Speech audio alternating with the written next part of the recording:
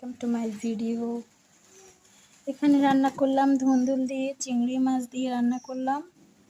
তারপরে এখানে রান্না করলাম এগুলো কি মাছ অবশ্য আমি জানি না, এগুলো রান্না করলাম।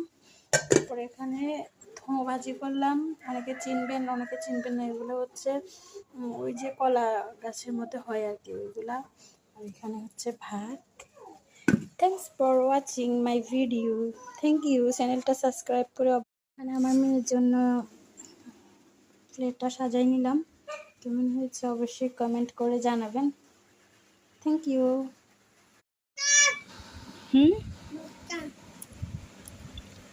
অনেক মজা গাইস, মানে এগুলো ভাজি করছি, অনেক মজা খেতে। আপনারাও খেতে পারেন। এই দেখেন আমার মেয়েও খাচ্ছে। লোকমা ধরো তো আম্মুর, লোকমা ধরো।